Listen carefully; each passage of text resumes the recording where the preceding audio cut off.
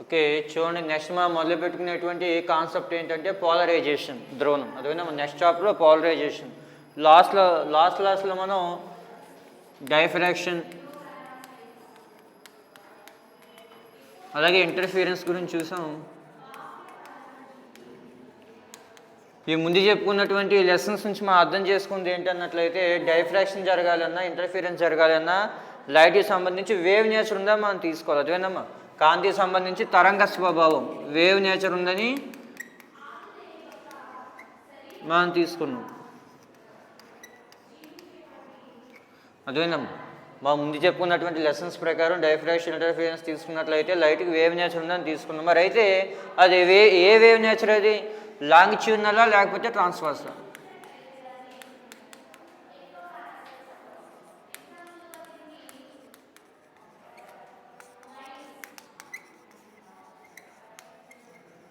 అంటే మాకు వేవ్స్ సంబంధించి 2 టైప్స్ ఆఫ్ వేవ్స్ అనేటువంటి ఉండడం జరుగుతుంది. లాంగిట్యూడినల్ ఒకటి, ట్రాన్స్వర్స్ ఒకటి. ఆందోళిక తరంగాలు, తిర్యక్ తరంగాలు. అయితే మరి లైట్ లాంగిట్యూడినల్ వేవ్స్ అవుతుందా ట్రాన్స్వర్స్ వేవ్స్ అవుతుందా అనేటువంటిది మనం చూడాలి. అర్థమైందా? అర్థమవుతుందా? ఇక్కడ చూడండి, మనం మొదలుపెట్టిన చాప్టర్ ఏంటి? పోలరైజేషన్. పోలరైజేషన్ అంటే మెయిన్గా లైట్ యొక్క వేవ్ నేచర్ గురించి చెప్పడానికి ఇది ఉపయోగపడుతుంది. అర్థమైందమ్మా? మా ముందు మొదలుపెట్టిన చాప్టర్స్ ప్రకారం లైట్కి వేవ్ నేచర్ ఉందని మాకు తెలుస్తుంది. కానీ అది ఏ వేవ్ నేచర్ అవుతుంది? లాంగిట్యూడినల్ అవుతుందా ట్రాన్స్వర్స్ అవుతుందా అనేటువంటిది ఇప్పుడు మనం తెలుసుకోవాలి. అసలు లాంగిట్యూడినల్ వేవ్స్ అంటే ఏంటి, ట్రాన్స్వర్స్ వేవ్స్ అంటే ఏంటి?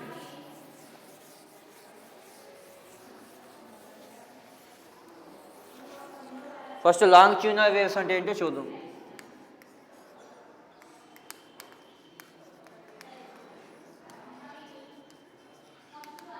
లాంగిట్యూడినల్ వేవ్స్ అంటే వేవ్ ప్రాపగేషన్ డైరెక్షన్కి పార్టికల్స్ కూడా ప్యారలల్గా వైబ్రేట్ అవుతున్నట్లయితే అదేవిధంగా the direction of vibration of particles is parallel to direction of propagation of wave, then that wave is called longitudinal wave. అదేవిధంగా వేవ్ ఎలా వెళ్తున్నప్పుడు వేవ్ వెళ్ళే డైరెక్షన్కి ప్యారలల్గా పార్టికల్స్ వైబ్రేట్ అవుతున్నట్లయితే దాన్ని లాంగిట్యూడినల్ వేవ్స్ అంటారు. అదేవిధంగా తరంగం ప్రయాణించే దిశకి కణాలు కంపించే దిశ సమాంతరంగా ఉందనుకోండి, దాన్ని అనుదైక తరంగాలు అంటారు.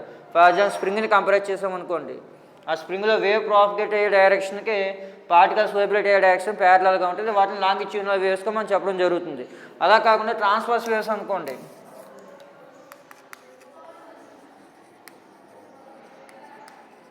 తిర్యక్ తరంగాలు కనుకోండి, డైరెక్షన్ ఆఫ్ ప్రాపగేషన్ ఆఫ్ వేవ్కి పార్టికల్స్ పెర్పెండిక్యులర్గా వైబ్రేట్ అవుతాయి. ఫర్ ఎగ్జాంపుల్ ఒక వైర్ తీసుకుని ఓ చివరి బిగించి రెండో చివరి మనం వైబ్రేట్ చేసామనుకోండి, వేవ్స్ ఇలా జనరేట్ అవుతాయి. అదేందమ్మా? అంటే వేవ్ వెళ్ళే డైరెక్షన్కి పార్టికల్స్ వైబ్రేట్ అయ్యే డైరెక్షన్ పెర్పెండిక్యులర్గా ఉన్నట్లయితే దాన్ని ట్రాన్స్వర్స్ వేవ్స్గా మనం చెప్పడం జరుగుతుంది. అదేనమ్మా? తరంగం వెళ్ళే దిశకి అందులో ఉన్నటువంటి కణాలు కంపించే దిశ లంబంగా ఉన్నట్లయితే వాటిని తిర్యక్ తరంగాలుగా మనం చెప్పడం జరుగుతుంది. మరి లైట్కి ఏ నేచర్ వస్తుంది?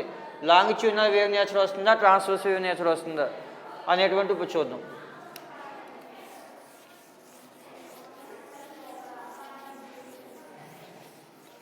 ఇప్పుడు ముందు పోలరైజేషన్ ఆఫ్ వేవ్స్ గురించి చూద్దాం. అర్థమైందా?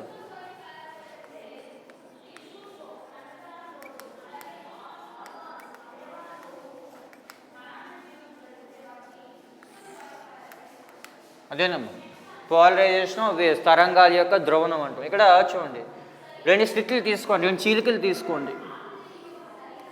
S1 S2 అని 2 స్లిట్లు తీసుకుని అందులోంచి ఒక వైర్ని వెళ్ళనివ్వండి. అదేందమ్మా? వైర్ని వెళ్ళనిచ్చి ఆ వైర్ చివరి బిగించి రెండో చివరి మనం వైబ్రేట్ చేసాం అనుకోండి, ఇప్పుడు ఇందులో వేవ్ అనేది జనరేట్ అవుతుంది. ఇక్కడ S1 S2 స్లిట్లు రెండు ప్యారలల్గా ఉన్నప్పుడు ఆ వైర్ యొక్క వైబ్రేషన్ సాగుతలేదు. అవునమ్మా? చివరి వరకు కంటిన్యూగా వెళ్తుంది. ఇప్పుడు ఏం చేస్తారంటే S2 స్లిట్ని ఇలా క్రాస్గా తిప్పారు అనుకోండి,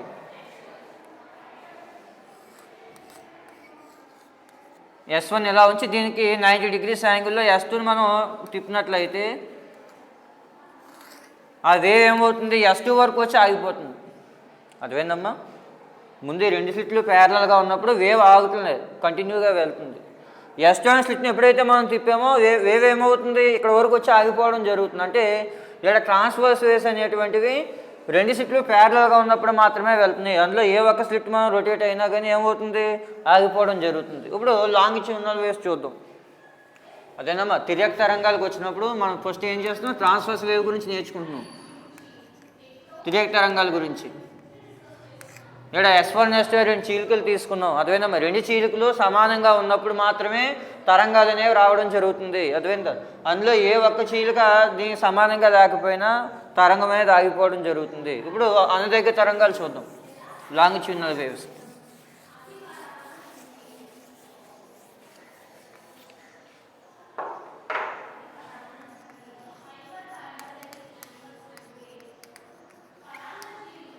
లాంగిట్యూడినల్ వేవ్స్కి అయినట్లయితే స్లిట్ ఎలా ఉన్నా సరే వేవ్ అనేది ఆగదు. ఎందుకంటే వేవ్ వెళ్ళే డైరెక్షన్, పార్టికల్స్ వైబ్రేట్ అయ్యే డైరెక్షన్ ప్యారలల్గా ఉంది కాబట్టి ఈ స్లిట్ని మీరు ఏ విధంగా రొటేట్ చేసినా కానీ వేవ్ అనేది బయటికి రావడం జరుగుతుంది. అర్థమైందా? అంటే ట్రాన్స్వర్స్ వేవ్ అనేది వన్ సైడ్నెస్ని చూపిస్తుంది. అర్థమైందా? అంటే వేవ్ అనేది ఒక డైరెక్షన్లో మాత్రమే వెళ్తుంది, కానీ లాంగిట్యూడినల్ వేవ్ అనేది ఏ డైరెక్షన్లో అయినా సరే వెళ్ళడం జరుగుతుంది. అర్థమైందమ్మా? అంటే ఈ డైరెక్షన్లో అన్సిమెట్రిక్గా ఉంది ఇది. అర్థమైందా? ట్రాన్స్వర్స్ వేవ్ అనేది సిమెట్రిక్గా లేదు, అన్సిమెట్రిక్గా ఉంది. అలా అన్సిమెట్రిక్గా ఉన్న దాన్ని పోలరైజేషన్గా మనం చెప్పడం జరుగుతుంది. అదేవిధంగా ఇక్కడ చూడండి, ట్రాన్స్వర్స్ వేవ్ యొక్క డైరెక్షన్ అనేది ఒక సైడ్ మాత్రమే పరిమితమై ఉంది, అందువల్ల అది అన్సిమెట్రిక్, అసౌష్ఠవంగా ఉంది. అలా అసౌష్ఠవంగా ఉన్నటువంటి తరంగాన్ని మనం పోలరైజేషన్ వేవ్గా మనం చెప్పడం జరుగుతుంది. అలా కాకుండా సిమెట్రిక్గా ఉందనుకోండి, పోలరైజేషన్ అనేటువంటిది ఏమో జరగలేదని మనం చెప్పడం జరుగుతుంది. అంటే లైట్ అనేది ఏ వేవ్ నేచర్ని చూపిస్తుంది అనేటువంటి ఇప్పుడు చూద్దాం మనం. అర్థమైందా? ఓకే, చూడండి, లాంగిట్యూడినల్ వేవ్స్ అనేటువంటివి ఈ సెకండ్ స్లిట్ ఏ డైరెక్షన్లో తిప్పినా కానీ లైట్ అనేది అదే వేవ్ అనేది బయటకు రావడం జరుగుతుంది. అదేవిధంగా అంటే లాంగిట్యూడినల్ వేవ్స్ అనేటువంటి సిమెట్రికల్గా ఉండే డైరెక్షన్లో, ట్రాన్స్వర్స్ వేవ్స్ అనేటువంటి అన్సిమెట్రిక్గా ఉంది. అదేవిధమ్మా అన్సిమెట్రిక్గా వెళ్ళేటువంటి వేవ్స్ని మనం పోలరైజ్డ్ వేవ్స్గా చెప్పడం జరుగుతుంది.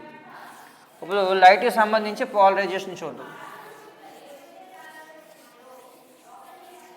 పోలరైజేషన్ ఆఫ్ లైట్ వేవ్స్, కాంతి తరంగాల ధ్రువణం.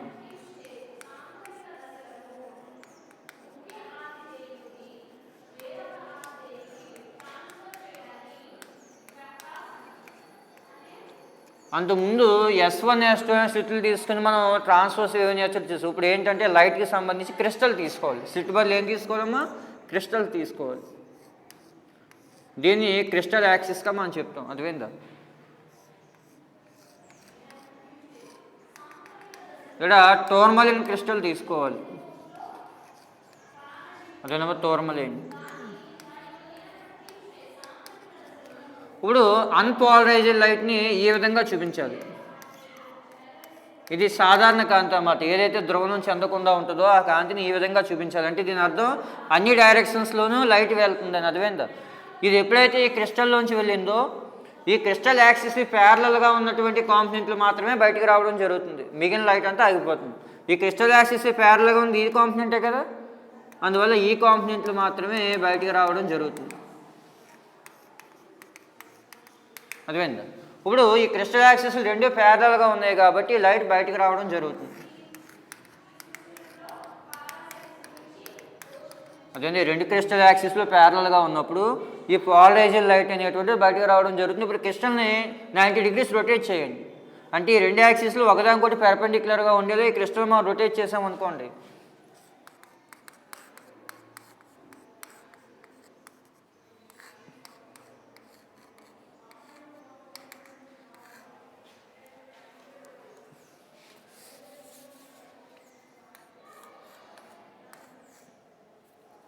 ఇలా ఉన్నటువంటి క్రిస్టల్ని రొటేట్ చేయండి.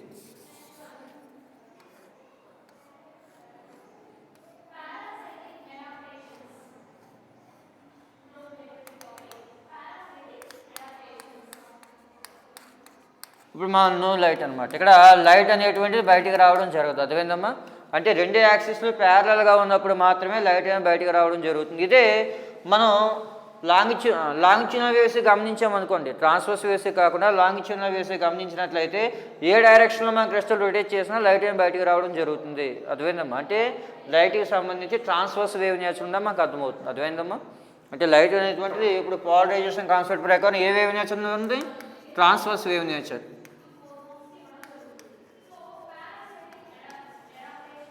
ఇప్పుడు ఆర్డినరీ లైట్ని ఏ విధంగా చూపించాలి, పోలరైజ్డ్ లైట్ని ఏ విధంగా చూపించాలి, వాటి యొక్క సింబల్స్ ఎలా చూపించాలో నేర్చుకుందాం ఏమో. ఇక్కడ చూడండి, ఈ డయాగ్రామ్ నుంచి లైట్ యొక్క డైరెక్షన్ అనేటువంటిది ఒక ప్లేన్కి మాత్రమే పర్మనెంట్ అయి ఉంది, దాన్ని వన్ సైడ్నెస్ అంటారు. అదేవిధమ్మా the property of one sidedness is called polarization of light. అదేవిధంగా ఒక తలానికి మాత్రమే కాంతి యొక్క కంపనాలను పరిమితమై ఉన్నట్లయితే దాన్ని ధృవిత కాంతిగా మనం చెప్పడం జరుగుతుంది. ఇప్పుడు ఈ క్రిస్టల్ మనం రొటేట్ చేయండి, ఈ ఫస్ట్ క్రిస్టల్ మనం రొటేట్ చేసినట్లయితే లైట్ యొక్క ఇంటెన్సిటీ అనేది అన్ని డైరెక్షన్లో ఒకలాగే ఉంటుంది. అదేవిధమ్మా ఈ క్రిస్టల్ మనం రొటేట్ చేసుకుంటే వెళ్ళినట్లయితే దాని ప్యారలల్ ఉండి ఏదో ఒక వైబ్రేషన్ బయటకు రావడం జరుగుతుంది, ఇంటెన్సిటీ చేంజ్ అవ్వదు. కానీ సెకండ్ క్రిస్టల్ మనం రొటేట్ చేసుకుంటే వెళ్ళినట్లయితే లైట్ యొక్క ఇంటెన్సిటీ మ్యాక్సిమం నుంచి మినిమం చేంజ్ అవుతుంది. అదేవిధమ్మా ఇక్కడ చూడండి, ఫస్ట్ క్రిస్టల్ మనం రొటేట్ చేసుకుంటే వెళ్తే లైట్ అనేది కంటిన్యూగా వస్తుంది. అదేవిధమ్మా 0 to 360 degrees మనం రొటేట్ చేసినట్లయితే ఫస్ట్ క్రిస్టల్ని ఏదో ఒక లైట్ అనేది రావడం జరుగుతుంది. ఎందుకంటే ఇక ప్యారలల్గా ఉండే వైబ్రేషన్స్ ఏదో రావడం జరుగుతుంది, అంటే ఆర్డినరీ లైట్ సిమెట్రిక్గా ఉందని అర్థం. అదేవిధమ్మా అంటే ఫస్ట్ క్రిస్టల్ 1ని మనం రొటేట్ చేశారు చూడండి, ఈ ప్యారలల్గా ఉన్న కాంపోనెంట్ బయటకు వచ్చింది, దీన్ని కొద్దిగా తిప్పాం ఈ కాంపోనెంట్లు వస్తాయి, ఇంకొద్దిగా తిప్పితే ఈ కాంపోనెంట్లు. అదేవిధమ్మా అంటే ఫస్ట్ క్రిస్టల్ మనం తిప్పినట్లయితే 0 to 360 degrees లైట్ ఇంటెన్సిటీ ఒక రకంగానే ఉంటుంది, చేంజ్ అవ్వదు. కానీ సెకండ్ క్రిస్టల్ మనం రొటేట్ చేసుకుంటే వెళ్ళినట్లయితే ఈ యాక్సిస్ ప్యారలల్గా ఇది ఉన్నప్పుడు మాత్రమే లైట్ బయటకు వస్తుంది. అదేవిధమ్మా ఈ యాక్సిస్కి ప్యారలల్గా లేదనుకో లైట్ యొక్క ఇంటెన్సిటీ చేంజ్ అవుతుంది. అదేవిధమ్మా మ్యాక్సిమం నుంచి మినిమం చేంజ్ అవ్వడం జరుగుతుంది. అదేవిధంగా దాన్ని అంటే లైట్ యొక్క ఇంటెన్సిటీ మ్యాక్సిమం నుంచి మినిమం చేంజ్ అవుతూ ఉంటుంది. అదేవిధంగా అలాగే లైట్ యొక్క డైరెక్షన్ ఒక ప్లేన్కే పరిమితమై ఉంటుంది. అదేవిధంగా మెయిన్ పోలరైజేషన్ కాన్సెప్ట్ గురించి మనం చెప్పుకునేది అది. అదేవిధంగా అంటే నెక్స్ట్ వాటి యొక్క సింబల్స్ ఏ విధంగా చూపించాలో చూద్దాం. ఓకే నెక్స్ట్ చూడమ్మా,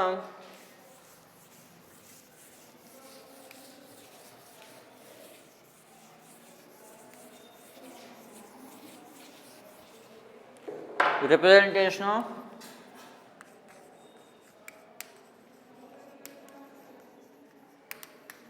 పోలరైజ్డ్ లైట్.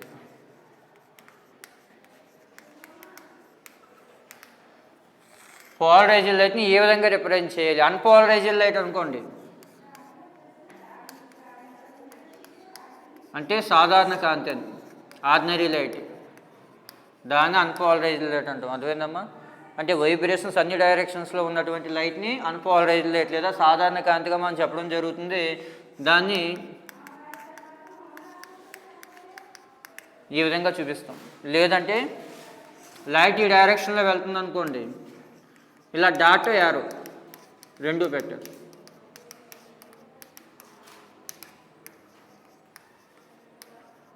ఆర్డినరీ లైట్ని ఈ విధంగా చూపించాలి. ఏం అర్థమైందా?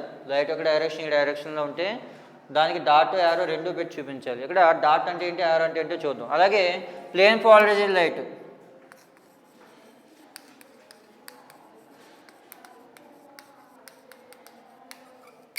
అంటే ధృవిత కాంతి, సమతల ధృవిత కాంతి అంటాం. ఈ ప్లేన్ పోలరైజ్డ్ లైట్ని ఏ విధంగా చూపించాలంటే అయితే యారో మార్క్ అన్నా పెట్టాలి, లేదు డాట్ కాంపోనెంట్ అన్నా పెట్టాలి.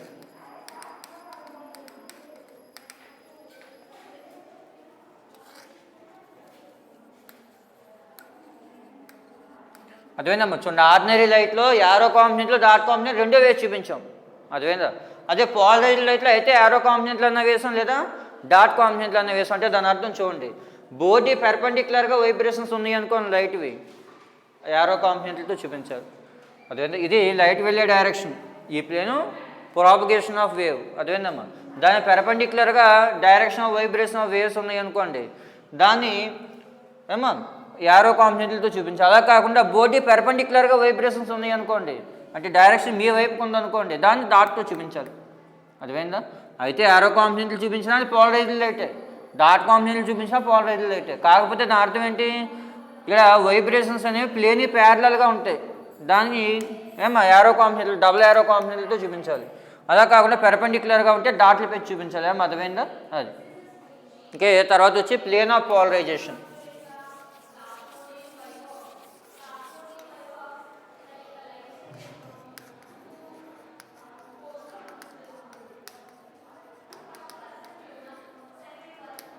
ఇక్కడ చూడండి లైన్ వేసాం కదా, అది ప్లేన్ ఆఫ్ పోలరైజేషన్ అనుకోండి.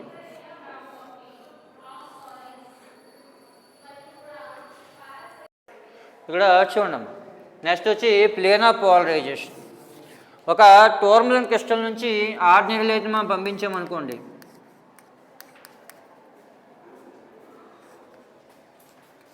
అంటే ఇలా డాట్ కాంపోనెంట్లు యారో కాంపోనెంట్లో ఉన్నటువంటి లైట్ని మనం టోర్మలన్ క్రిస్టల్ ద్వారా పంపిస్తే ఆ లైట్ పోలరైజ్ అవి ఈ క్రిస్టల్ యాక్సిస్ ప్యారల్గా ఉన్నటువంటి కాంపోనెంట్లు మాత్రమే మనకు బయటకు వస్తాయని తెలుసు. అదేనమ్మా ఇక్కడ ఏ డైరెక్షన్లో అయితే వైబ్రేషన్స్ ఉన్నాయో దాన్ని ప్లేన్ ఆఫ్ వైబ్రేషన్గా మనం చెప్పడం జరుగుతుంది. అదేనమ్మా అంటే ఈ మొత్తం ప్లేన్ ఏమవుతుంది, ప్లేన్ ఆఫ్ వైబ్రేషన్. అదేనా కంపనతలం అవుతుంది. అదేందా అలాగే ఈ ప్లేన్ ఆఫ్ వైబ్రేషన్ పెర్పెండిక్యులర్గా ఉంది. అలాగే ఈ వేవ్ ప్రాపగేషన్ కలిగి ఉన్నటువంటి ప్లేన్ ఏమంటాం అన్నట్లయితే డైరెక్షన్ ఆఫ్ ప్రాపగేషన్. ఏమో చూడండి డైరెక్షన్ ఆఫ్ ప్రాపగేషన్ కలిగి ఉంది.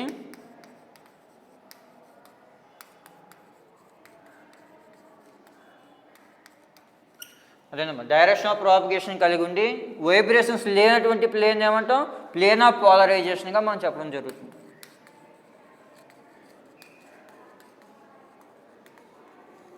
అదేనా మనకంటే వేవ్ వెళ్తున్నప్పుడు పోలరైజేషన్ ఎక్స్ప్లెయిన్ చేయాలంటే మెయిన్గా రెండు ప్లేన్స్ అనేవి అడ్జస్ట్ అవుతాయి. ఒకటి ఏంటి ప్లేన్ ఆఫ్ వైబ్రేషన్, ఇంకోటి ఏంటమ్మా plane of polarization. Plane of polarization అన్నట్లయితే ఇది తీసుకోండి, వేవ్ ఈ డైరెక్షన్లో వెళ్తుంది అనుకోండి, ఈ ప్లేన్ ఆఫ్ పోలరైజేషన్ అంటాం.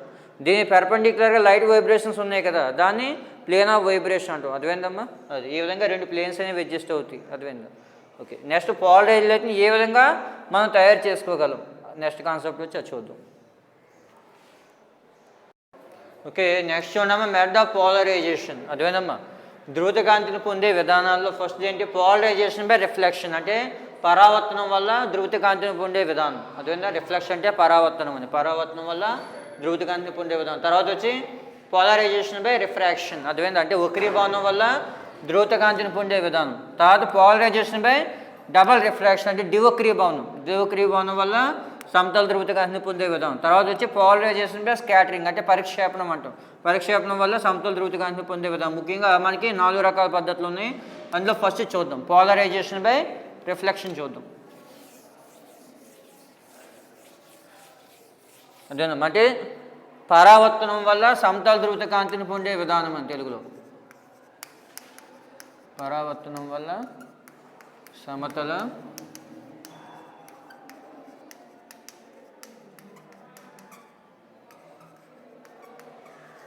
పొందే విధానం.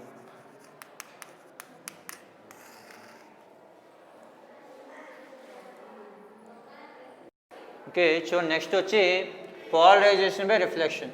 ఇక్కడ 1808లో మానస్ అనే సైంటిస్ట్ ఏం చేశాడంటే చూడండి, ఒక ట్రాన్స్మిటింగ్ సర్ఫేస్ అంటే గ్లాస్ మీద కానీ వాటర్ మీద కానీ లైట్ అనేది ఇన్సిడెంట్ అయినప్పుడు అందులో కొద్ది భాగం రిఫ్లెక్ట్ అవ్వడం జరుగుతుంది. ఆ రిఫ్లెక్ట్ అయిన లైట్ అనేది పోలరైజేషన్ అవ్వడం జరుగుతుంది. అదేవిధంగా చూడండి ఒక పర్టికులర్ సర్ఫేస్ అంటే ట్రాన్స్పరెంట్ సర్ఫేస్ అంటే గ్లాస్ లాంటిది కానీ లేదా వాటర్ సర్ఫేస్ మీద కానీ లైట్ వచ్చి ఇన్సిడెంట్ అయినప్పుడు అందులో కొద్ది భాగం రిఫ్లెక్ట్ అవ్వడం జరుగుతుంది. అయితే లైట్ ఇన్సిడెంట్ అయిన వెంటనే అది రిఫ్లెక్ట్ అవుతుంది, కానీ పోలరైజేషన్ అవుతుందా అంటే ఒక పర్టికులర్ యాంగిల్ దగ్గర మాత్రమే జరుగుతుంది. అదేవిధంగా డిఫరెంట్ యాంగిల్స్లో ఇన్సిడెంట్ అయినప్పుడు ఒక్కొక్క సర్ఫేస్కి ఒక్కొక్క యాంగిల్ దగ్గర మాత్రమే ఆ లైట్ పోలరైజేషన్ అవ్వడం జరుగుతుంది. దాన్ని యాంగిల్ ఆఫ్ పోలరైజేషన్ అంటారు.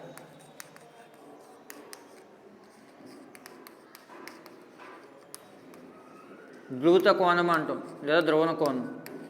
అదేవిధంగా ఇక్కడ చూడండి ఒక పర్టికులర్ యాంగిల్తో లైట్ ఇన్సిడెంట్ అయింది, అది రిఫ్లెక్ట్ అయింది, కానీ అది పోలరైజేషన్ అవ్విందా అంటే అవ్వదు.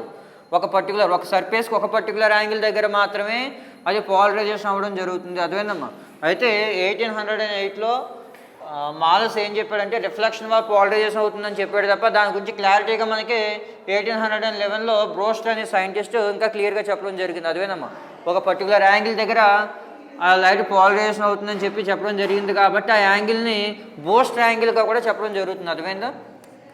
ఏ యాంగిల్ దగ్గర అయితే లైట్ పోలరైజేషన్ అవుతుంది ఆ యాంగిల్ని బోస్ట్ యాంగిల్గా కూడా మనం చెప్పడం జరుగుతుంది. అదే గ్లాస్కి అయితే 57 డిగ్రీస్ యాంగిల్ దగ్గర అది పోలరైజేషన్ అవ్వడం జరుగుతుంది. అర్థమైందా ఏమా? ఇక్కడ చూడండి, ఏ యాంగిల్ దగ్గర అయితే లైట్ పోలరైజేషన్ అవుతుందో ఆ యాంగిల్ బూస్టర్ యాంగిల్ కూడా మనం చెప్పడం జరుగుతుంది. బూస్టర్స్ లా ఏంటంటే μ tan p. అర్థమైందా? అంటే ఈ సర్ఫేస్ యొక్క రిఫ్రాక్టివ్ ఇండెక్స్ అనేది ఈ పోలరైజేషన్ యాంగిల్ యొక్క ట్యాంజెంట్కి ఈక్వల్ అవుతుంది. μ tan pగా మనం చెప్పడం జరుగుతుంది. అర్థమైందా? అక్కడ పీని ఏమంటాం, యాంగిల్ ఆఫ్ పోలరైజేషన్గా మనం చెప్పడం జరుగుతుంది. ఇది బూస్టర్స్ లా అనమాట.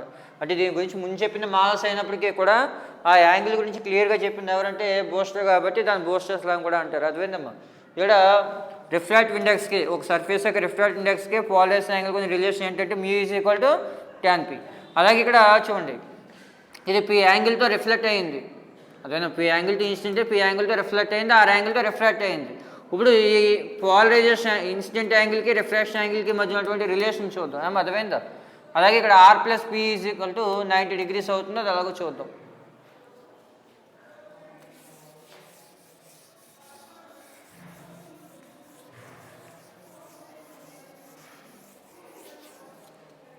ఓకే, నెక్స్ట్ వచ్చి రిలేషన్ బిట్వీన్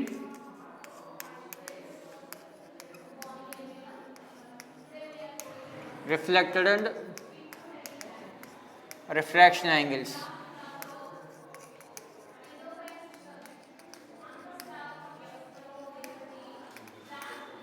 ఇక్కడ రిఫ్లెక్ట్ అయినటువంటి యాంగిల్ ఉంది కదా పి, అలాగే రిఫ్రాక్షన్ అయిన యాంగిల్ ఆర్. అదేవిధంగా ఇక్కడ పరావర్తనం చెందిన కోణం పి, అలాగే వక్రీభావం చెందిన కోణం ఆర్. ఈ ఆర్ ప్లస్ పి ఎంత అవుతుందట, 90 degrees అవుతుంది. అదేవిధంగా మీకు చూడండి, ఈ మొత్తం యాంగిల్ మనకు చూడండి క్లియర్గా అర్థమవుతుంది. ఈ మొత్తం యాంగిల్ 180, అందులో ఈ యాంగిల్ 90 అయిందంటే ఈ మిగిలిన యాంగిల్ ఎంత అవుతుంది, 90 కదా. ఇప్పుడు ఆర్ ప్లస్ పి 90 అని మనం చూపించాలి. అందుకోసం ముందు బూస్టర్స్లో రాసుకోవచ్చు. బూస్టర్స్లో ఏంటి, μ tan p. అలాగే స్నెల్ నియమం ఏంటి, μ sin i by sin r. ఇక్కడ సైన్ ఐ అంటే ఇక్కడ ఇన్స్టెంట్ యాంగిల్, పతన కోణం ఎంత పీ కదా, బై సైన్ ఆర్. ఇప్పుడు ఈ రెండు ఈక్వల్ చేసుకోవచ్చా? ఇక్కడ μ tan p, ఇక్కడ μ కొన్ని ఇది ఈక్వేషన్ 1 అనుకోండి, ఈక్వేషన్ 2. ఇప్పుడు ఈక్వేషన్ 1, 2 ఈక్వల్ చేసుకుంటే tan p ఏమవుతుందమ్మా, sin p by sin r. దీన్నే sin p బై cos pగా రాసుకోవచ్చు కదా.